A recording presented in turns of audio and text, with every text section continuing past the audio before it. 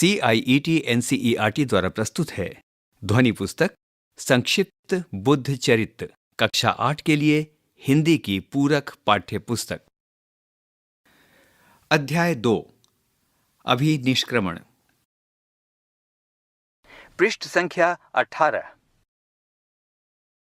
अभिनिष्क्रमण। गृह त्याग। शाक्त पुत्र सिद्धार्थ को विविध प्रकार के आमोद प्रमोद तथा भोग विलासों द्वारा लुभाने का प्रयत्न किया गया था, परंतु उसे उनमें न शांति मिली न सुख। जैसे कोई सिंह विषाक्त वाण के लग जाने पर बहुत बेचैन हो जाता है, वैसे ही राजकुमार बेचैन हो गया था। इसलिए उसके मन में शांति प्राप्ति के लिए वन की ओर जाने की इच्छा हुई। उसने अपने कुछ घनिष्ठ मित्रों को साथ लिया और वन जाने के लिए महाराज से आज्ञा मांगी। आज्ञा प्राप्त कर राजकुमार सिद्धार्थ अपने मित्रों के साथ राजभवन से निकला। सुंदर घोड़ों पर सवार होकर वह सुदूर वन प्रांतर की ओर चल पड़ा। रास्ते में उसने जुते हुए खेतों को देखा। खेतों में हल से उखड़ी हुई घास तथा अन्य खरपतवार देखे। हल की जुताई से मरे हुए कीड़े मकोड़ों को देखकर राजकुमार का हृदय द्रवित हो गया। उसका मन शोक से भर गया। वह विह्वल होकर घोड़े की पीठ से उतर गया और धरती पर इधर उधर घूमने लगा। राजकुमार का मन जन्म और मृत्यु के विषय में सोचते सोचते बहुत ही व्याकुल हो गया। मन को एकाग्र करने की इच्छा से राजकुमार ने अपने मित्रों को वहीं रोक दिया और स्वयं सामने जामुन के पेड़ के नीचे बैठकर ध्यान करने लगा। थोड़ी देर ध्यान करने से वह कुछ स्थिर हुआ। वह राग द्वेष से मुक्त होकर तर्क संगत विचारों में डूब गया। धीरे धीरे उसने मानसिक समाधि प्राप्त की और उसे शांति और सुख का अनुभव हुआ। धीरे धीरे सिद्धार्थ के मन में सांसारिक जीवन की गति स्पष्ट होने लगी। उसे लगा लोग अज्ञानवश ही जरा, व्याधि और मृत्यु की उपेक्षा कर रहे हैं। वह सोचने लगा, क्या मैं इन्हीं की तरह इनकी उपेक्षा करूं? नहीं, मेरे लिए यह उचित नहीं होगा। इस प्रकार के विचारों से उसका अहंकार समाप्त हो गया।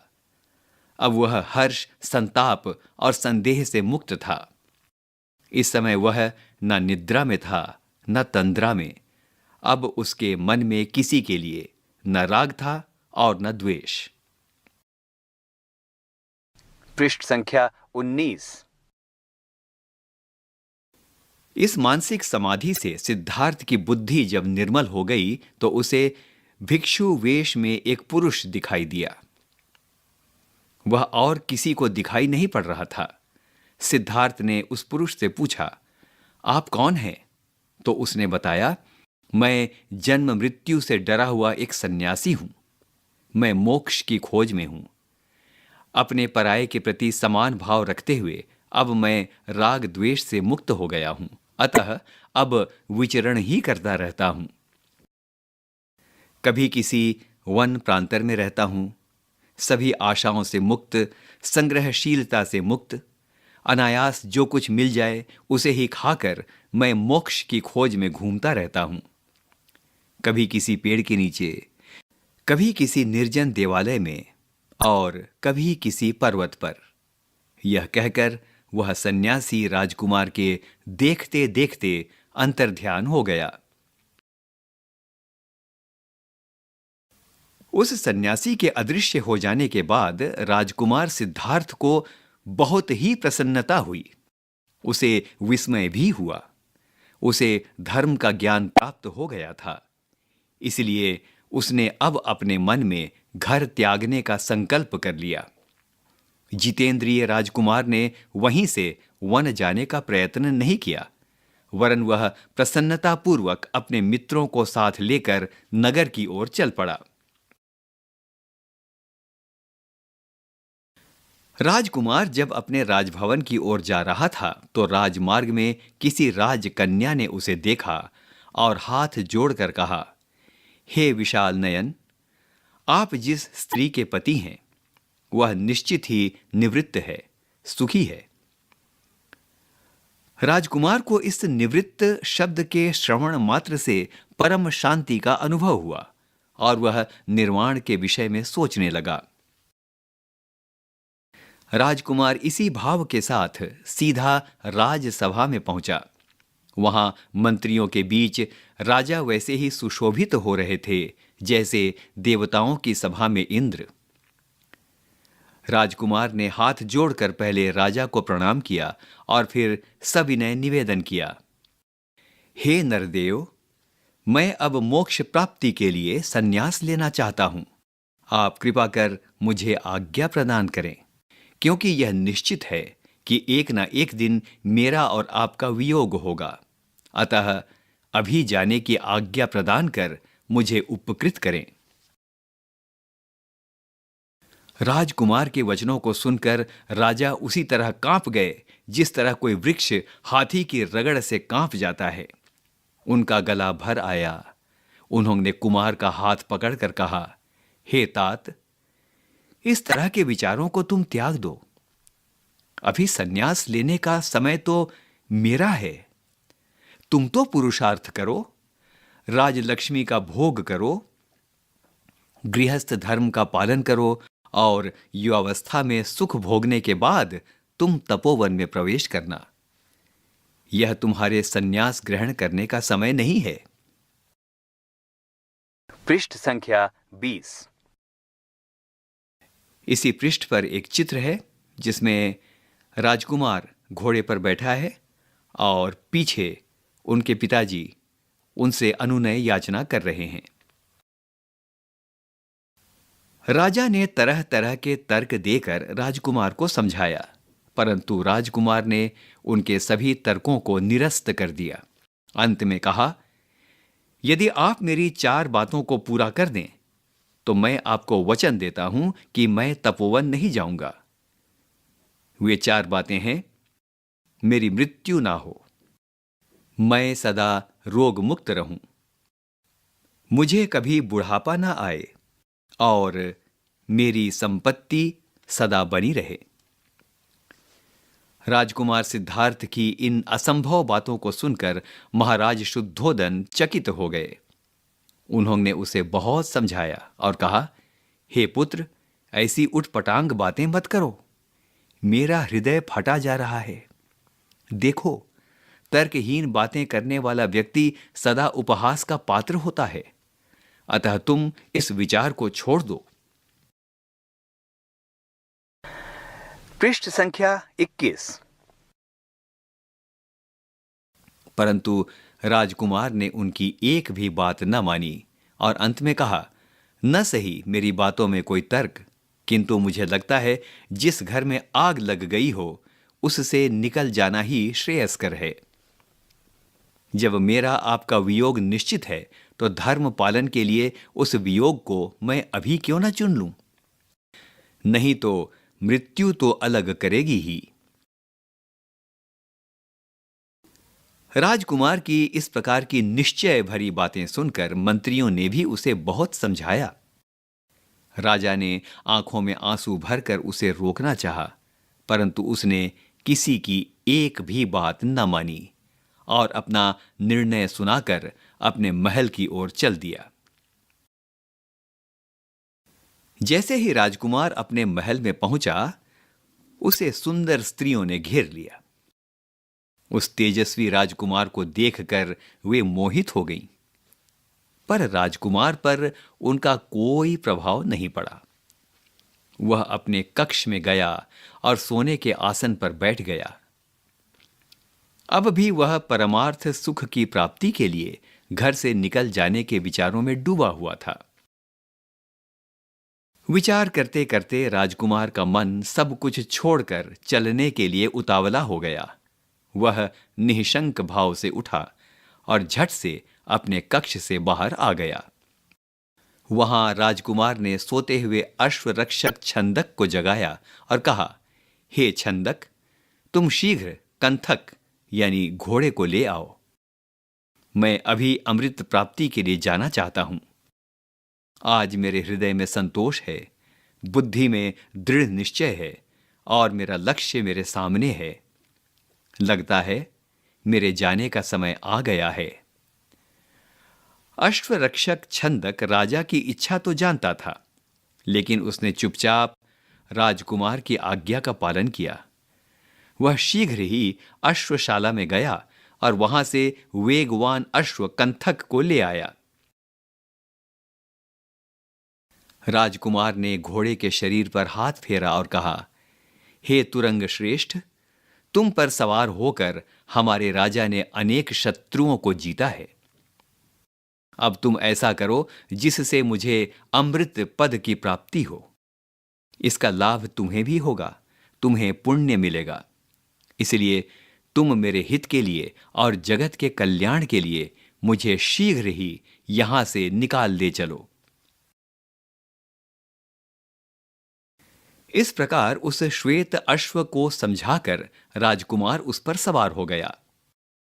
ऐसा लगता था जैसे कि शरदकालीन मेघ पर सूर्य सवार हो गया हो। वह घोड़ा इस तरह चलने लगा जिससे किसी प्रकार की आवाज ना हो, कोई परिजन जागे नहीं। बिना हिनहिनाए वह शीघ्र राजभवन के द्वार पर आ गया। राजमहल के द्वार अपने आप खुल गए। सभी प्रहरी सो गए और राजकुमार अपने दृढ़ संकल्प के साथ अपने हितैषी पिता, प्रिय पुत्र, अनुरक्त गृहलक्ष्मी और अन्य प्रियजनों को त्याग कर नगर से बाहर निकल गया। पृष्ठ संख्या 22। यहां एक चित्र है जहां सिद्धार्थ पलंग पर बैठे हैं और अपनी पत्नी और पुत्र राहुल से बातचीत या विमर्श कर रहे हैं। राजकुमार सिद्धार्थ ने एक बार नगर की ओर मुड़कर देखा और घोषणा की, जन्म और मृत्यु के पार देखे बिना मैं अब इस कपिलवस्तु नगर में प्रवेश नहीं करूंगा। सूर्य के घोड़ों के समान यह घोड़ा भी किसी दैवी प्रेरणा से द्रुत गति से चला जा रहा था। उदीयमान सूर्य की किरणों से जब तारे मलिन होने लगे, तब तक वह राजकुमार को लेकर नगर से कई योजन दूर निकल आया था। छंदक की वापसी। थोड़े समय बाद भार्गव ऋषि का आश्रम दिखाई दिया। आश्रम के पास निश्चिंत भाव से अभी अनेक हिरन सोए हुए थे। वृक्षों पर पक्षी शांत बैठे थे। आश्रम की यह शोभा देखकर राजकुमार प्रसन्न हुआ। उसे लगा कि वह कृतार्थ हो गया। उसकी सारी थकान जाती रही। आश्रम के द्वार पर पहुंचकर तपस्या को सम्मान देने के लिए वह विनम्र भाव से घोड़े की पीठ से उतर गया। घोड़े से उतरकर राजकुमार ने पहले अपने घोड़े को सहलाया, उसे पुचकारा और कहा, हे वत्स, तुमने मुझे पार उतार दिया है। फिर स्निग्ध दृष्टि से छंदक को निहारते हुए कहा, हे सौम्य, गरुड़ के समान द्रुत गति से चलने वाले इस घोड़े के साथ साथ दौड़कर तुमने जो मुझ में भक्ति दिखाई है, उसने मेरा मन जीत लिया है।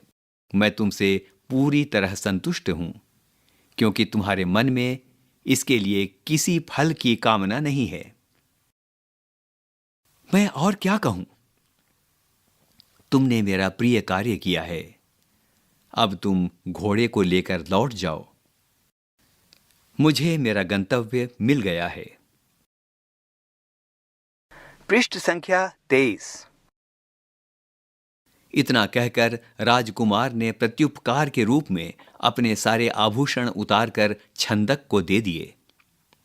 उन्होंने दीपक के समान चमकने वाली एक मणि अपने मुकुट से निकालकर उसे दे दी और कहा, हे छंदक, राजा को यह मणि देकर मेरी ओर से बारंबार नमस्कार करना और उनके शोक निवारण के लिए मेरा यह संदेश कहना, हे तात, मैं स्वर्ग की तृष्णा से या वैराग्य भाव से या क्रोध से तपोवन नहीं आया हूं।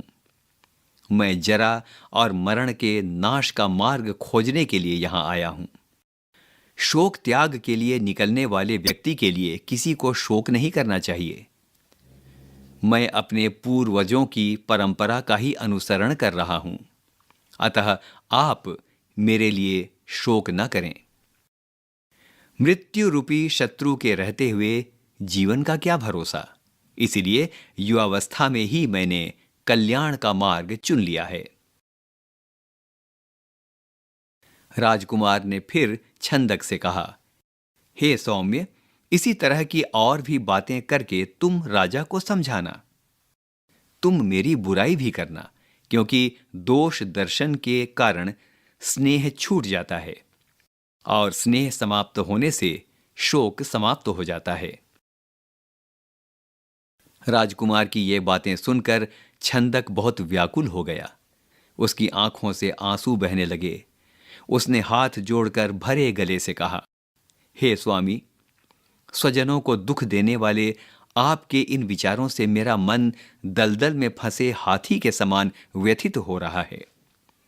आपके इस निर्णय से किसे कष्ट नहीं होगा? कहां कोमल शैया पर सोने योग्य यह शरीर और कहां यह कंटकाकीर्ण कठोर तपोभूमि। न जाने मैं आपको यहां तक कैसे ले आया। यदि मैं अपने अधीन होता तो आपके निश्चय को जानकर मैं इस अश्व को कभी न लाता। आप अपने वृद्ध पिता को इस प्रकार मत छोड़िए। आप अपनी दूसरी माता मौसी को भी मत छोड़िए। देवी यशोधरा का त्याग मत कीजिए। अपने अबोध पुत्र को मत त्यागिए। यदि आपने अपने स्वजनों और राज्य को त्यागने का दृढ़ निश्चय कर ही लिया है, तो भी आप मुझे न त्यागिए। आपके चरणों में ही मेरी गति है। जैसे सुमंत राम को वन में छोड़ आए थे, वैसे ही मैं आपको वन में छोड़कर नगर नहीं लौट सकता। पृष्ठ संख्या 24। इस पृष्ठ पर एक चित्र है जिसमें राजकुमार सारथी छंदक से वार्तालाप कर रहा है और वो वन में जाने की बात उससे कर रहा है। वो ये भी कह रहा है कि वो जाकर राजा को क्या कहे।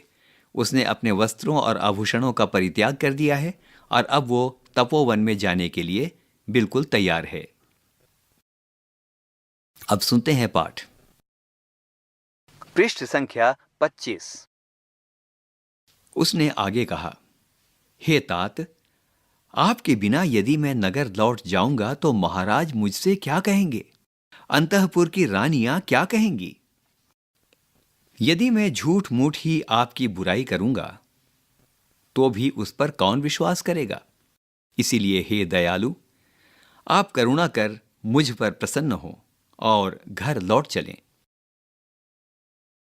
छंदक की इन बातों को सुनकर कुमार ने बड़े धैर्य और शांति के साथ उसे पुनः समझाया और कहा, छंदक, स्नेह के कारण चाहे हम स्वयं स्वजनों को न छोड़ें, फिर भी वे एक ना एक दिन मृत्यु के कारण छूट ही जाते हैं। जिस माता ने मुझे कष्टपूर्वक गर्भ में धारण किया, वह मां अब कहाँ है और मैं कहाँ हूं? जैसे रात को पक्षी एक वृक्ष पर एकत्र होते हैं और प्रातःकाल फिर अलग हो जाते हैं, उसी तरह सब लोग मिलते हैं और फिर विलग हो जाते हैं। इसीलिए तुम संताप छोड़ो और नगर लौट जाओ। यदि तुम्हारा मन न माने तो फिर तुम मेरे पास चले आना। अभी तो तुम कपिलवस्तु लौट जाओ और मेरी प्रतीक्षा कर रहे लोगों को समझाओ। तुम उनसे कहना कि मेरे प्रति मोह को त्याग दें। मैं जन्म मृत्यु का रहस्य जानकर अवश्य ही कपिलवस्तु लौटूंगा, और यदि मुझे लक्ष्य प्राप्त नहीं हुआ तो मैं जीवित नहीं रहूंगा। राजा सिद्धार्थ के वचनों को सुनकर कंथक अश्व की आंखों से भी आंसू बहने लगे और वह जीभ से अपने स्वामी के चरणों को चाटने लगा। राजकुमार ने भी उसे सहलाते हुए कहा, हे कंथक, रो मत, तुमने आज अच्छा कार्य किया है, उसका सुफल तुम्हें अवश्य मिलेगा। ऐसा कहकर राजकुमार ने छंदक के हाथ से स्वर्ण जड़ित कृपाण ले ली, उससे अपने केश काटे और मुकुट फेंक दिया। राजकुमार ने अपने सारे अलंकारों का त्याग किया और स्वर्णिम वस्त्रों को त्याग कर वन वस्त्र धारण करने की इच्छा की। तभी एक शिकारी प्रकट हो गया जो काषाय वस्त्र धारण किए हुए था। सिद्धार्थ ने उस शिकारी से पूछा, हे सौम्य, इस हिंसक धनुष के साथ ऋषियों के काषाय वस्त्र आपको शोभा नहीं देते। यदि आपको इन वस्त्रों से मोह ना हो तो आप मेरे शुभ वस्त्रों को ले लें और अपने ये काषाय वस्त्र मुझे दे दें। सिद्धार्थ की बातें सुनकर शिकारी ने कहा, यदि आपको मेरे काषाय वस्त्र अच्छे लगते हैं तो ले लीजिए और अपने वस्त्र मुझे दे दीजिए। दोनों ने परस्पर वस्त्र बदले। इसके बाद शिकारी चला गया। यह सब देखकर छंदक आश्चर्यचकित रह गया। छंदक ने काषाय वस्त्रधारी राजकुमार को विधिवत प्रणाम किया। काषायधारी सिद्धार्थ ने उसे प्रेम पूर्वक विदा किया और अकेला आश्रम की ओर चल पड़ा। राज्य से विरक्त अपने स्वामी को इस प्रकार जाते देखकर छंदक फूट फूट कर रोने लगा और भूमि पर गिर पड़ा। थोड़ी देर बाद होश आने पर वह फिर उठा और कंथक से लिपट कर रोने लगा। धीरे धीरे साहस बटोरकर वह कपिल वस्तु की ओर चलने लगा। कभी रोता, कभी बिलखता, कभी गिरता और कभी उठता। वह धीरे धीरे कपिल वस्तु की ओर चलता चला गया। पृष्ठ संख्या 26। तपोवन प्रवेश। जाते हुए छंदक को विदा कर जब सिद्धार्थ ने किसी सिद्ध योगी की तरह आश्रम में प्रवेश किया तो उनके स्वरूप से सारा आश्रम अभिभूत हो गया। उनके शरीर पर कोई राज चिन्ह नहीं था, फिर भी सभी आश्रम वासियों की दृष्टि उनकी ओर अनायास ही आकृष्ट हो गई। जो किसान अपनी स्त्रियों के साथ खेत की ओर जा रहे थे वे सिद्धार्थ की ओर देखते रह गए। जो ब्राह्मण कुमार हाथों में समिधा और फूल लिए हुए लौट रहे थे एकटक कुमार की ओर देखते रह गए और अपने मठ की ओर जाना भूल गए।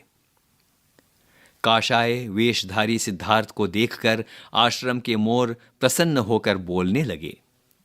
चंचल नेत्र वाले मृग चरना भूलकर उनके सामने आकर खड़े हो गए और गायों के थनों से स्वतः दूध चूने लगा। आश्रम के ऋषि मुनियों ने जब दूर से ही सिद्धार्थ को देखा तो चकित हो गए और कहने लगे, क्या यह 8वां वसु है या अश्विनी कुमारों में से ही कोई एक है जो स्वर्ग से पृथ्वी पर आ गया है? इस तरह इंद्र के समान शरीर वाले इस कुमार ने सहसा सूर्य के समान अपने प्रकाश से सभी के मन को प्रकाशित कर दिया। आश्रम में प्रवेश करने के बाद आश्रम वासियों ने सिद्धार्थ का स्वागत किया, उनका अभिनंदन किया और कुशल समाचार पूछे।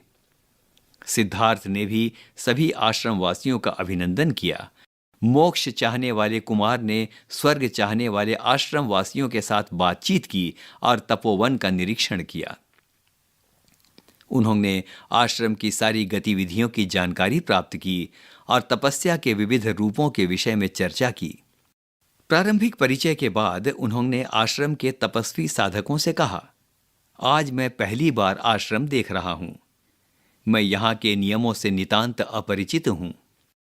कृपया आप बताइए कि आपका लक्ष्य क्या है, आप क्या कर रहे हैं? तब एक तपस्वी ने उन्हें विभिन्न प्रकार की साधनाओं के विषय में बताया और उनके फलों की जानकारी दी। उन्होंने बताया कि कुछ तपस्वी पक्षियों की तरह बीन बीन कर अन्न चुगते हैं, कुछ मृगों की तरह तृण चरते हैं, कुछ बांबियों में सांपों के साथ रहकर वायु पर ही जीवित रहते हैं, कुछ जटाधारी साधु मंत्रों से अग्नि में आहुति देते हैं, कुछ जल में प्रवेश कर मछलियों के साथ रहते हैं। इस प्रकार विविध प्रकार के कठोर तप बहुत समय तक करने के बाद श्रेष्ठ साधक स्वर्ग प्राप्त करते हैं तथा निकृष्ट साधक पुनः धरती पर जन्म लेते हैं। अंत में तपस्वी ने कहा, दुख के मार्ग पर चलने से ही सुख मिल सकता है और सुख ही धर्म का मूल है। पृष्ठ संख्या 27। राजकुमार सिद्धार्थ ने तपस्वियों की सारी बातें ध्यान से सुनी, परंतु उन्हें इनकी बातों से संतोष नहीं हुआ।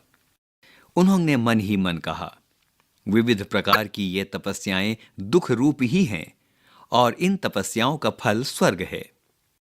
किंतु जब सब कुछ परिवर्तनशील है, तब इन आश्रम वासियों का परिश्रम भी स्थायी फल देने वाला नहीं हो सकता। उन्हें लगा कि जैसे कुछ लोग इस लोक में सुख पाने के लिए कष्ट भोगते हैं, वैसे ही ये लोग स्वर्ग में सुख भोगने के लिए कष्ट भोग रहे हैं।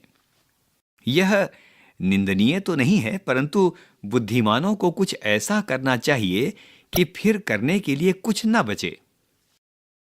राजकुमार ने आगे सोचा, यदि इस लोक में शरीर पीड़ा सहना धर्म है, तो निश्चित ही शरीर के सुख को अधर्म कहना चाहिए।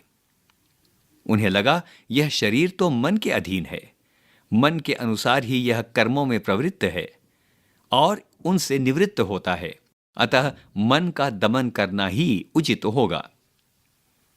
इस तरह का विचार करते करते शाम हो गई।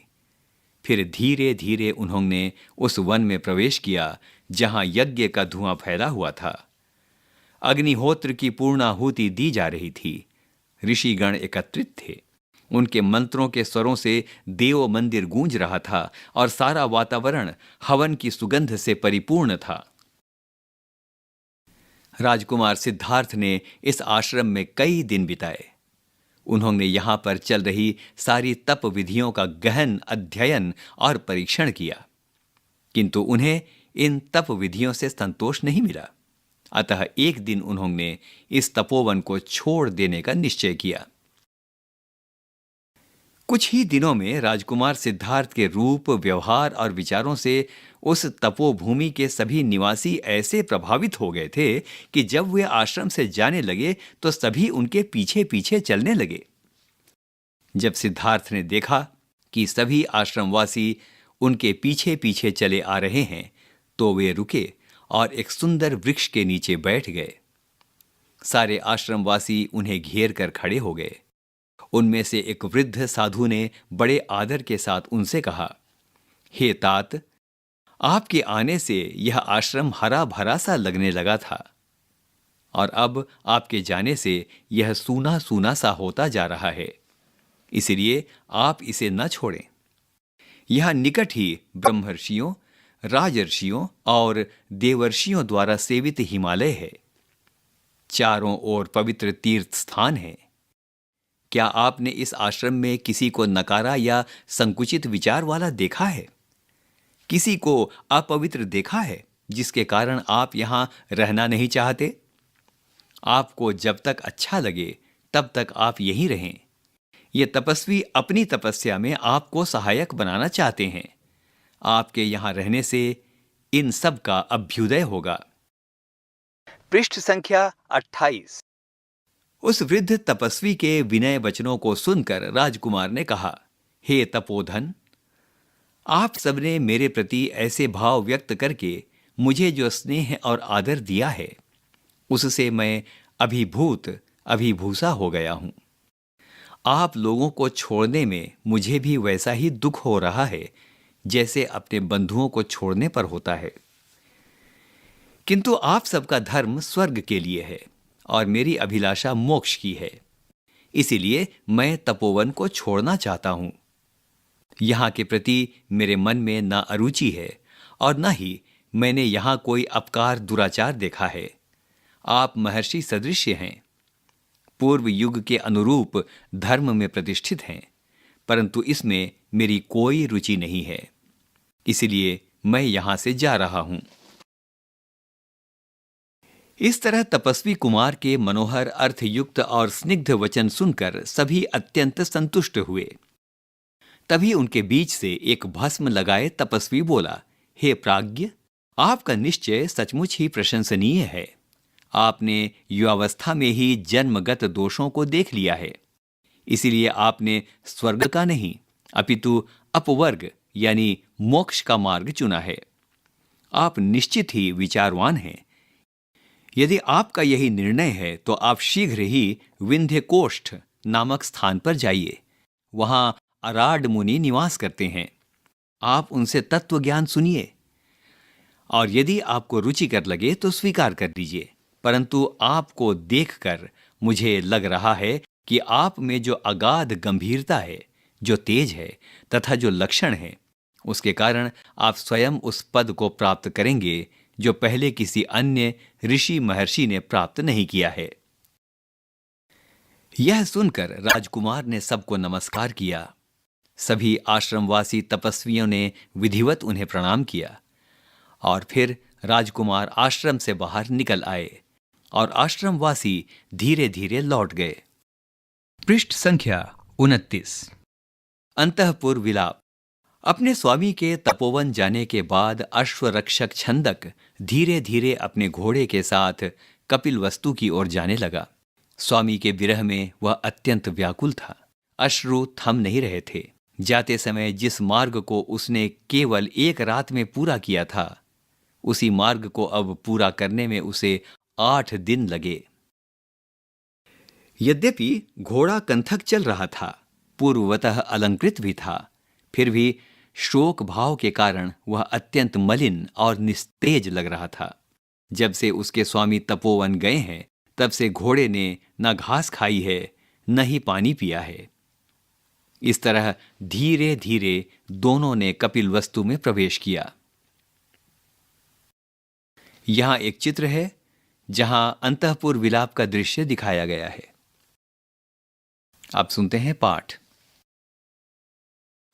पृष्ठ संख्या 30। कपिलवस्तु के वन उपवन जलाशय आदि सब कुछ कुमार के विरह में अरण्य के समान दिख रहे थे। राजकुमार के बिना दोनों के लौटने पर नगरवासियों ने वैसे ही आंसू बहाए जैसे प्राचीन काल में राम के बिना उनके रथ को देखकर अयोध्या वासियों ने आंसू बहाए थे। लोगों को उन पर खीज आ रही थी और वे कह रहे थे, पूरे नगर और राष्ट्र को आनंद देने वाले कुमार को तुम कहां छोड़ आए हो। बेचारा छंदक सबको यही कहता कि मैंने कुमार को नहीं छोड़ा, वरन वे ही मुझे निर्जन में रोता हुआ छोड़कर चले गए। छंदक की बातें सुनकर नागरिक कहते, तुमने उन्हें किस वन में छोड़ा है? हम सब वहीं जाएंगे, क्योंकि उनके बिना यह नगर तो वन के समान हो गया है।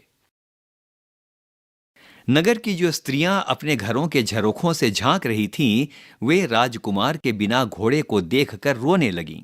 अश्रुपूर्ण नेत्रों के साथ कंथक ने जब राजमहल में प्रवेश किया तो आर्त स्वर में हिनहिनाकर उसने अपना दुख प्रकट किया। उसकी हिनहिनाहट को सुनकर राजमहल के सभी पक्षी और घोड़े आर्तनाद करने लगे। इस कोलाहल को सुनकर लोगों को लगा जैसे राजकुमार लौट आए हैं। वे जिस स्थिति में थे उसी स्थिति में बाहर आ गए, परंतु जब उन्हें ज्ञात हुआ कि राजकुमार नहीं आए हैं तो सभी दुखी हो गए और रोने लगे। रानी गौतमी बिलख बिलख कर रोने लगीं। अंतःपुर की अनेक स्त्रियां शोक के कारण चेतना शून्य हो गईं। यह सब कुछ देख और सुनकर यशोधरा शोक और क्रोध से भरकर छंदक से बोली, रे छंदक, रात को मुझे विवश सोती छोड़कर तुम मेरे मनोरथ को कहां छोड़ आए हो? अरे निर्दयी, अब तुम क्यों रो रहे हो?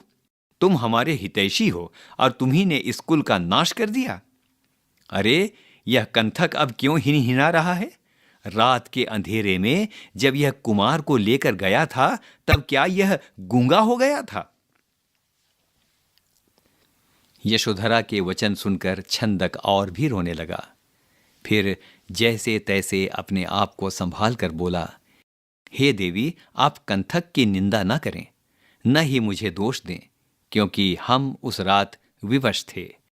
राजा के आदेश को जानते हुए भी मैं किसी दैवी प्रेरणा से घोड़ा ले आया और बिना थके रात भर उनके पीछे चलता रहा। घोड़े के चलने पर भी उसके खुरों से किसी तरह की ध्वनि नहीं हुई। राजभवन और नगर के सभी द्वार अपने आप खुल गए और सभी प्रहरी सो गए। इस सब को कोई दैवी विधान ही मानना चाहिए। तभी तो राजकुमार ने अपना मुकुट फेंका और काशाय वस्त्र धारण कर लिए। हे देवी, इस सब के पीछे न मेरी इच्छा थी न घोड़े की। लगता है यह सब कुछ दैवी प्रेरणा से ही हुआ है। पृष्ठ संख्या 31। छंदक के मुख से राजकुमार के जाने की यह अद्भुत कथा सुनकर अंतःपुर की सभी स्त्रियां विषाद से भर गईं और फूट फूट कर रोने लगीं। मौसी गौतमी बिलख बिलख कर रो रही थीं और कई बार मूर्छित हो जाती थीं। यशोधरा रो रो कर कहती थीं कि मैं ही अभागिन हूं, तभी तो वे मुझे छोड़कर गए हैं। मेरी न स्वर्ग प्राप्ति की इच्छा है और न कोई और। मैं तो बस यही चाहती हूं कि वे मुझे इस लोक या परलोक में किसी प्रकार भूले नहीं। हाय, उस मनस्वी का रूप ही सुकुमार था। उसका हृदय तो अत्यंत कठोर और निर्दय था, तभी तो वे अपने बाल पुत्र को छोड़कर चले गए हैं। मेरा हृदय अवश्य ही पत्थर या लोहे का बना है, तभी तो फट नहीं रहा। इस तरह विलाप करते करते यशोधरा मूर्छित हो गईं और अंतःपुर की अन्य स्त्रियां भी बिलख बिलख कर रोने लगीं। पुत्र को प्राप्त करने के लिए राजा शुद्धोधन देव मंदिर में हवन आदि अनुष्ठान कर रहे थे, परंतु जब उन्होंने सुना कि छंदक और कंथक लौट आए हैं और कुमार ने संन्यास ग्रहण कर लिया है, तो वे व्याकुल होकर पृथ्वी पर गिर पड़े। राजा शुद्धोधन रो रो कर कहने लगे, मुझे आज दशरथ से ईर्ष्या हो रही है, जो अपने पुत्र राम के वन जाने पर तत्काल स्वर्ग चले गए। हे भद्र, मुझे वह आश्रम बताओ जहां मुझे जलांजलि देने वाले मेरे पुत्र को तुम छोड़ आए हो। इस तरह राजा पुत्र के वियोग के कारण अपना धैर्य खो बैठे। जैसे राम के वियोग में दशरथ रोते रोते चेतना शून्य हो गए थे, वैसे ही वे चेतना शून्य होकर धरती पर गिर पड़े। राजा को इस प्रकार व्याकुल देखकर राजा के शास्त्रज्ञ पुरोहित और गुणवान मंत्रीगण उनका उपचार करने लगे। उन्होंने राजा को समझाया और कहा, हे नरवीर, आप शोक छोड़िए, धैर्य धारण कीजिए। आप असित मुनि की भविष्यवाणी याद कीजिए। उन्होंने कहा था कि इस कुमार को न स्वर्ग रोक सकता है, न चक्रवर्ती राज्य। फिर भी हमें प्रयत्न करना चाहिए। आप आज्ञा दीजिए। आप कहें तो हम वहां जाएं जहां कुमार गए हैं, उन्हें समझाएं और बुला लाएं। राजपुरोहित और मंत्रियों की बातें सुनकर राजा ने तुरंत उन्हें जाने की आज्ञा दी और कहा, शावक के लिए उत्सुक पक्षी की तरह अपने पुत्र के लिए मेरा हृदय छटपटा रहा है। आप लोग शीघ्र जाइए और मेरे पुत्र को ले आइए। राजा की आज्ञा प्राप्त कर राजपुरोहित और मंत्रीगण राजकुमार की खोज में शीघ्र ही नगर से निकल पड़े। पृष्ठ संख्या 32। कुमार की खोज। राजा शुद्धोधन की आज्ञा पाकर राजपुरोहित और राजमंत्री दोनों शीघ्र उस वन की ओर चलने लगे जहां छंदक और कंथक राजकुमार सिद्धार्थ को छोड़ आए थे। कुछ समय बाद वे भार्गव आश्रम के पास पहुंचे। उन्होंने अपना राजसी वेश त्याग दिया और सामान्य नागरिक के रूप में आश्रम में प्रवेश किया। अंदर जाकर उन्होंने आचार्य की अभ्यर्थना की और अपने आने का प्रयोजन बताया। राजपुरोहित और राजमंत्री की बातें सुनकर आचार्य भार्गव ने कहा, राजकुमार यहां आए थे। वे युवक अवश्य हैं, परंतु अबोध नहीं हैं। वे यहां कुछ समय रहे थे, परंतु बाद में मोक्ष की खोज में अराड मुनि के आश्रम चले गए हैं। आचार्य की बातें सुनकर राजपुरोहित और मंत्री ने उनसे आज्ञा ली और वे पुनः राजकुमार की खोज में आगे निकल गए। रास्ते में उन्होंने एक वृक्ष के नीचे कुमार को बैठे देखा। लगता था कि कुमार ने कई दिनों से स्नान नहीं किया है, फिर भी उनका शरीर वैसे ही चमक रहा था जैसे कि बादलों के बीच सूर्य चमक रहा हो। कुमार को देखते ही वे दोनों रथ से उतरे और जैसे वनवासी राम को मनाने वामदेव और वशिष्ठ चित्रकूट गए थे, वैसे ही दोनों कुमार को मनाने वहां गए। पुरोहित और मंत्री ने कुमार और कुमार ने पुरोहित और मंत्री की अभ्यर्थना की। यहां एक चित्र है जहां सिद्धार्थ को एक वृक्ष के नीचे बैठकर तपस्या करते हुए दिखाया गया है। वो बैठे हैं और राजपुरोहित और राजमंत्री दोनों उनसे निवेदन कर रहे हैं कि वे वापस चलें। पीछे एक राजरथ दिखाई पड़ रहा है। अब सुनते हैं पाठ। पृष्ठ संख्या 33। दोनों कुमार की आज्ञा प्राप्त करके उनके पास बैठ गए। वृक्ष के नीचे बैठे कुमार को पुरोहित ने समझाया, हे कुमार, आपके वियोग से दुखी राजा ने जो कहा है उसे पहले आप सुनिए। धर्म के प्रति आपकी आस्था और आपके भविष्य को मैं जानता हूं, परंतु आपने असमय ही वन का आश्रय लिया है। उसके कारण मैं शोक की आग में जल रहा हूं। इसलिए मेरे प्राणों की रक्षा के लिए आपको घर लौट आना चाहिए। जैसे वायु मेघ को उड़ा देता है, सूर्य जल को सुखा देता है और अग्नि घास को जला देती है, वैसे ही शोक मुझे जला रहा है। अतः आप घर लौट चलिए और राज सुख भोगिए। समय आने पर वन जा सकते हैं, अभी तो लौट चलिए। मुझ मरणासन्न की उपेक्षा आपको नहीं करनी चाहिए, क्योंकि जीवों पर दया ही सभी धर्मों का मूल है। पुरोहित ने आगे कहा, देखिए, धर्म के लिए वन जाना अनिवार्य नहीं है। सभी प्रकार के सुख भोगते हुए भी अनेक गृहस्थ राजाओं ने मोक्ष प्राप्त किया है। ध्रुव के अनुज बलि और वज्रबाहु, विदेहराज जनक और राम ऐसे ही राजा थे। इसलिए आप भी इन्हीं की तरह ज्ञान और राजलक्ष्मी दोनों का सुख एक साथ भोगिए।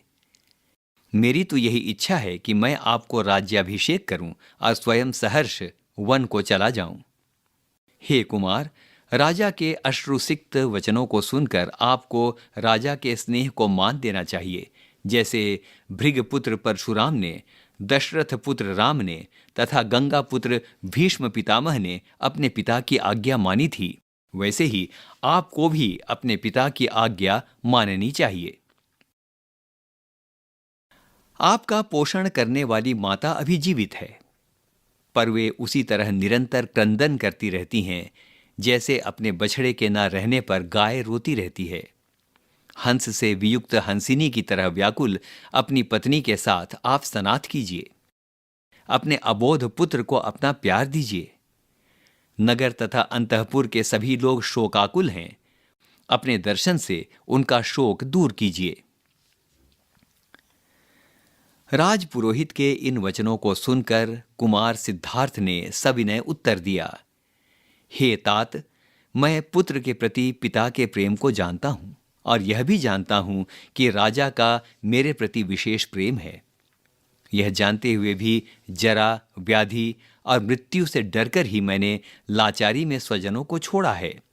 संयोग के बाद वियोग अवश्यंभावी है, इसलिए मैं स्नेही पिता को अभी छोड़ रहा हूं, अन्यथा अपने प्रिय स्वजनों को कौन नहीं देखना चाहेगा। मेरे कारण राजा को शोक हुआ, यह मुझे अच्छा नहीं लगा, परंतु मिलन स्वप्न के समान होता है और वियोग के दिन शाश्वत हैं। इसमें संताप का कोई कारण नहीं।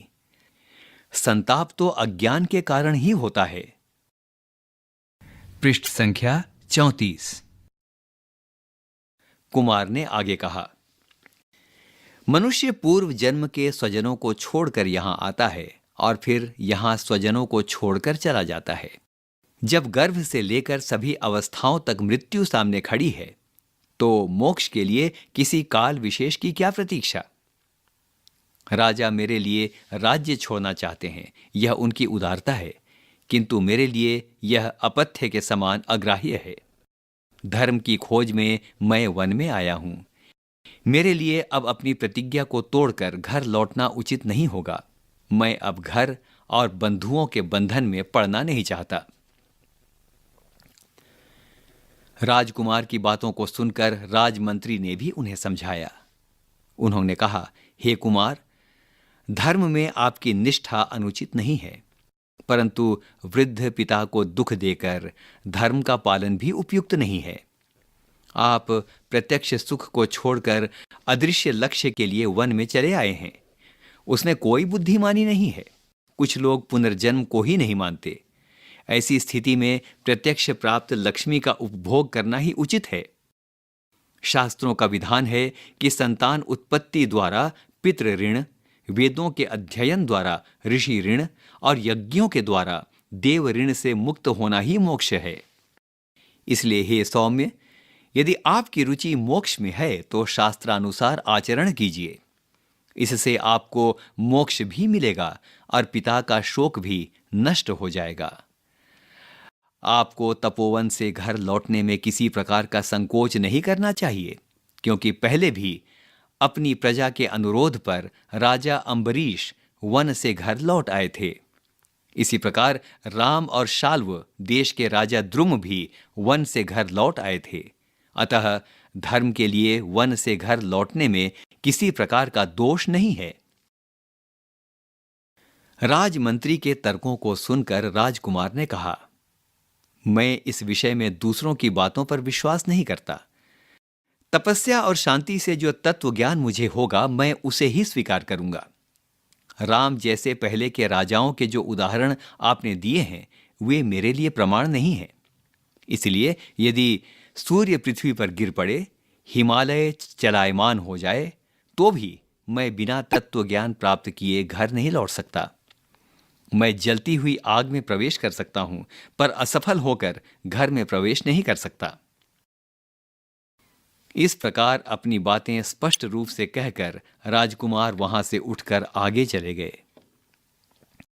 राजपुरोहित और राजमंत्री राजकुमार के दृढ़ निश्चय को सुनकर बहुत दुखी हुए।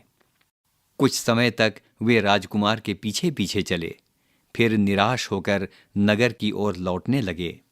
उन्होंने राजकुमार की गतिविधि के बारे सूचना देने के लिए कुछ गुप्तचरों को नियुक्त किया।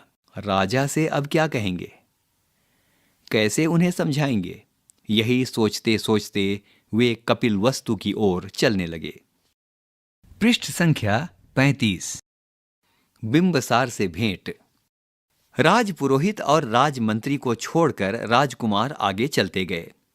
कुछ समय बाद उन्होंने उत्ताल तरंगों वाली गंगा को पार किया और धन धान्य से संपन्न राजगृह नामक नगर में प्रवेश किया। चारों ओर से पर्वतों से सुरक्षित और पवित्र तप्त कुंडों से युक्त इस नगर में उन्होंने वैसे ही प्रवेश किया जैसे कि स्वर्ग में स्वयंभू ब्रह्मा ने प्रवेश किया था। शिव के समान दृढ़व्रती राजकुमार के गांभीर्य तथा तेज के कारण नगर के लोग उन्हें विस्मय से निहारते रहे। उनका ऐसा प्रभाव था कि जो लोग जा रहे थे वे रुक गए, जो रुके हुए थे वे उनके पीछे पीछे चलने लगे, जो जल्दी जल्दी जा रहे थे वे धीरे धीरे चलने लगे और जो बैठे थे वे खड़े हो गए। किसी ने आगे बढ़कर अपने हाथों से उनकी पूजा की, किसी ने सिर झुकाकर उन्हें प्रणाम किया और किसी ने मधुर शब्दों में उनका अभिनंदन किया। उनको देखकर जो लोग सुसज्जित थे, विचित्र वेशभूषा धारण किए हुए थे, वे लज्जित हो गए और जो वाचाल थे वे मौन हो गए। उनकी भ्रिकुटी, ललाट, मुख, नेत्र, शरीर, हाथ पैर, चलने की गति जो भी जिसने देखी वह वही देखता रह गया। उस प्रत्यक्ष धर्म की मूर्ति के सामने सभी ठगे से रह गए। मगध के राजा बिंबसार ने जब अपने महल से उन्हें और उनके पीछे पीछे चलने वाली भीड़ को देखा तो उन्होंने इसका कारण पूछा। राज कर्मचारियों ने राजा को बताया कि वह शाक्य राजपुत्र परिव्राजक सिद्धार्थ हैं। इनके विषय में ब्राह्मणों ने यह भविष्यवाणी की थी कि यह या तो परम ज्ञान को प्राप्त करेंगे या चक्रवर्ती सम्राट होंगे। यह सुनकर राजा ने अपने अनुचरों को आज्ञा दी, जाओ और पता लगाओ वह कहां जा रहा है। राजा की आज्ञा के अनुसार राज कर्मचारी राजमहल से बाहर आए और परिव्राजक वेशधारी सिद्धार्थ के पीछे पीछे चलने लगे। उन्होंने देखा कि परिव्राजक की दृष्टि स्थिर है, वाणी मौन है, गति नियंत्रित है। वे भिक्षा मांग रहे हैं। भिक्षा में जो कुछ मिलता है वह उसे ही स्वीकार करते हुए आगे बढ़ रहे हैं। पृष्ठ संख्या 36। भिक्षा में मिले अन्न को लेकर वे एक पर्वत पर गए। एकांत निर्झर के पास बैठकर उन्होंने भोजन किया और फिर पांडव पर्वत पर जाकर बैठ गए।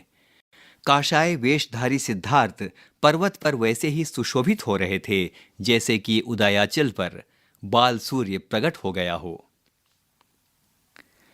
राज कर्मचारियों ने यह सब देखकर राजा बिंबसार को सूचित किया। बिंबसार ने अपने साथ कुछ अनुचरों को लिया और वे स्वयं बोधिसत्व यानी सिद्धार्थ से मिलने के लिए चल पड़े। वहां पहुंचने पर बिंबसार ने देखा कि बोधिसत्व पर्यंक आसन में शांत भाव से बैठे ऐसे लग रहे हैं जैसे कि बादलों की ओट से चंद्रमा चमक रहा हो। राजा धीरे धीरे उनके निकट गए और कुशल क्षेम पूछी। कुमार ने भी यथोचित उत्तर दिया। फिर राजा आज्ञा प्राप्त कर एक शिलाखंड पर बैठ गए और उनसे वार्तालाप करने लगे। राजा बिंबसार ने उनसे कहा, हे कुमार, आपके कुल से हमारा पुराना प्रेम संबंध है। हे मित्र, मेरी बात सुनिए। आपका सूर्यवंश महान है और आपकी अवस्था अभी नई है। फिर क्यों आपकी बुद्धि स्वाभाविक क्रम तोड़कर राज्य में न रमकर भिक्षावृत्ति में रमी है? आपका शरीर तो अभी लाल चंदन के लेप के योग्य है, काषाय वस्त्र धारण करने लायक नहीं है। अभी आपके हाथ प्रजा पालन के योग्य हैं, भिक्षा मांगने योग्य नहीं है। हे सौम्य, यदि आप स्नेहवश अपने पिता का राज्य पराक्रम से प्राप्त करना नहीं चाहते, पिता के बाद राज्य प्राप्ति तक प्रतीक्षा नहीं कर सकते, तो आप मेरा आधा राज्य ले लीजिए और भोगिए। आप मेरे साथ मैत्री कीजिए। यदि आपको अपने कुल के अभिमान के कारण मुझ पर विश्वास नहीं है, तो मेरी प्रबल सेना की सहायता से शत्रुओं को जीतिए। आप इन दोनों विकल्पों में से किसी एक पर अपनी बुद्धि स्थिर कीजिए और धर्म, अर्थ और काम का सेवन कीजिए। यदि संपूर्ण पुरुषार्थ प्राप्ति की इच्छा है, तो त्रिवर्ग यानी धर्म, अर्थ और काम का सेवन कर अपना जन्म सफल कीजिए। आप धनुष चढ़ाने लायक अपनी भुजाओं को इस प्रकार व्यर्थ न कीजिए। ये मानधाता के समान तीनों लोगों को जीतने में सक्षम हैं, फिर पृथ्वी की तो बात ही क्या। निश्चय ही यह सब कुछ मैं स्नेहवश ही आपसे कह रहा हूं, ना ऐश्वर्य के राग से और ना अभिमान से। आपको भिक्षु वेश में देखकर मुझे दया आती है और रोना भी आता है। जब तक बुढ़ापा आपके रूप को नहीं मिटा देता, तब तक विषयों को भोगिए। हे धर्मप्रिय, समयानुसार ही धर्माचरण करना चाहिए। पृष्ठ संख्या 37। इस प्रकार मगध के अधिपति ने विविध प्रकार से राजकुमार को समझाया, परंतु वह कैलाश पर्वत के समान अटल रहा और जरा भी विचलित नहीं हुआ। काम निंदा। मगध राज के मुख से अपने लक्ष्य के लिए प्रतिकूल बातें सुनकर भी सिद्धार्थ ने शांतिपूर्वक निर्विकार भाव से उत्तर देते हुए कहा, हे हर्यंक वंशी राजा, आपने अपने मित्र के पक्ष में जो कुछ भी कहा है वह आश्चर्यजनक नहीं है। पूर्वजों की मैत्री को सज्जन अपनी प्रीति परंपरा से और भी बढ़ाते हैं। सचमुच जो धनहीन मित्र की भी सहायता करता है, वही सच्चा मित्र कहलाता है। इसलिए हे राजन, मित्रता और सज्जनता के कारण मैं आपको उत्तर तो नहीं दे सकता, परंतु अनुनय अवश्य करना चाहता हूं। मैं तो जरा और मृत्यु के भय से ही मोक्ष की इच्छा से धर्म की शरण में आया हूं। इसलिए मैंने काम को त्यागा है और उसी के साथ अपने बंधुओं को भी छोड़ा है। मैं सांपों से, वज्रपात से या प्रचंड अग्नि से भी उतना नहीं डरता जितना मैं विषयों से डरता हूं। काम अनित्य है, वह ज्ञान रूपी धन का चोर है, वह मोह पाश में बांधता है। जैसे पवन प्रेरित अग्नि ईंधन से तृप्त नहीं होती, वैसे ही विषय तृषित व्यक्ति कभी विषय भोगों से तृप्त नहीं होता। जैसे अनंत नदियों के गिरने से भी समुद्र की तृप्ति नहीं होती, वैसे ही काम के भोग से मनुष्य को कभी तृप्ति नहीं मिलती।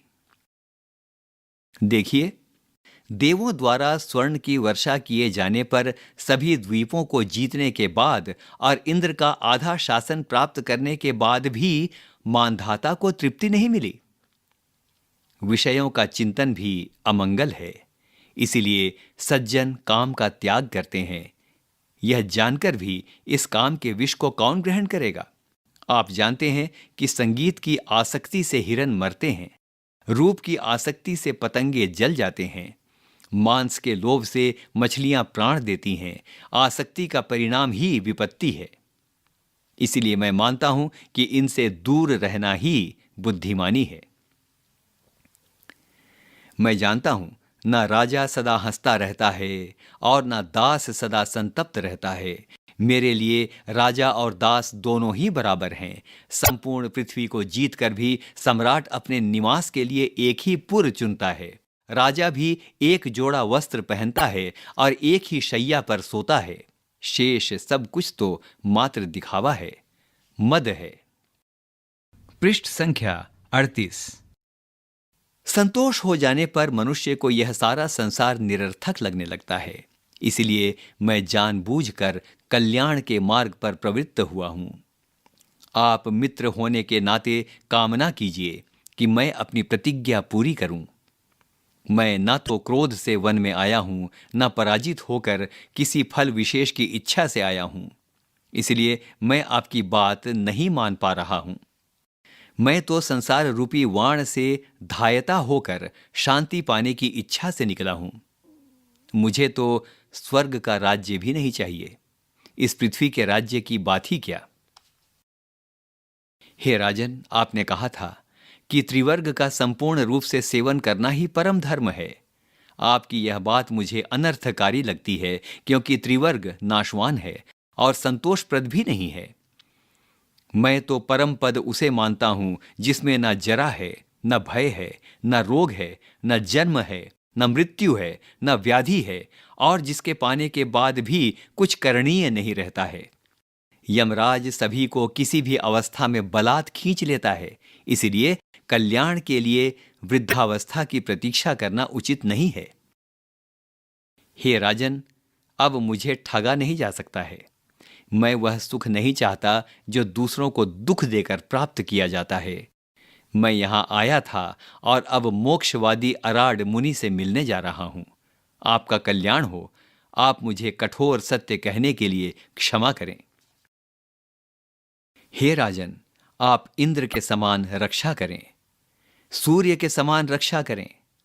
आप अपने गुणों से कल्याण की रक्षा करें, पृथ्वी की रक्षा करें, आयु की रक्षा करें, सत्पुत्रों की रक्षा करें, धर्म की रक्षा करें और अपनी रक्षा करें।